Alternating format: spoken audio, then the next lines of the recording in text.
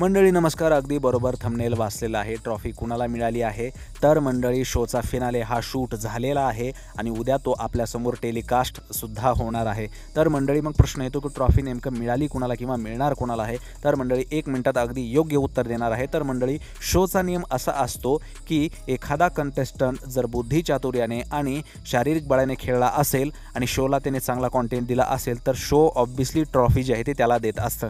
मात्र एखादा व्यक्ती त्याच ठिकाणी दुसरा असा असेल की ज्याच्यामध्ये या गोष्टी नाही आहेत पण त्याला त्या राज्याचा किंवा जास्त लोकांचा सपोर्ट आहे आणि त्या सपोर्टमुळे जर तो ट्रॉफी डिझर्व करत असेल तर त्याला ट्रॉफी दिल्या जात नाही. मात्र त्याच ट्रॉफीच्या तुलनेतली एक मोठी रक्कम जी आहे ती त्या व्यक्तीला दिली जाते. आणि मंडळी उद्याही कदाचित असंच काहीतरी आपल्याला पाहायला भेटणार आहे. कारण आपण जर शोच्या नियमाप्रमाणे पाहिलं तर आणि आजपर्यंत तुम्ही पहा शो हा त्याच्या नियमाप्रमाणे चालला आहे. महाराष्ट्राच्या वोटिंगचा आजपर्यंत काहीही फायदा झालेला नाही आहे. शोला त्यांना ज्याला बाहेर काढायचे त्याला शोने बाहेर काढलेलं आहे आणि ज्यांना ठेवायचं आहे त्याला त्यांनी मध्ये ठेवलेलंच आहे.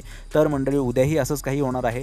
ट्रॉफी ही अभिजितलाच मिळणार आहे. त्याचं कारण म्हणजे अभिजित ह्या सगळ्या गोष्टींमध्ये बसतो. आणि राहिला विषय सूरजचा आणि महाराष्ट्राचा तर सूरजला काहीतरी सांगून किंवा काहीतरी आपल्याला भुलवून एक मोठी रक्कम जी आहे ती सूरजला देण्यात येणार आहे आणि ती रक्कम जी आहे ती सूरजला त्याच्या घरासाठी किंवा असं काहीही ते आपल्याला सांगू शकतात आणि ती रक्कम जी आहे ती सूरजला देण्यात येणार आहे. मात्र ट्रॉफी ही अभिजितलाच देण्यात येणार आहे. आणि हे सगळ्या मोठ्या मोठ्या चॅनलनी जे आहे ते सरकारी लेवलचे चॅनल आहेत त्यांनी ही गोष्ट रिव्हील केलेली आहे. त्याच्यामुळे उद्याची ट्रॉफी अभिजितलाच मिळणार आहे. मात्र सूरजला त्याच्याच तुलनेमध्ये एक मोठी रक्कम शो प्रदान करणार आहे.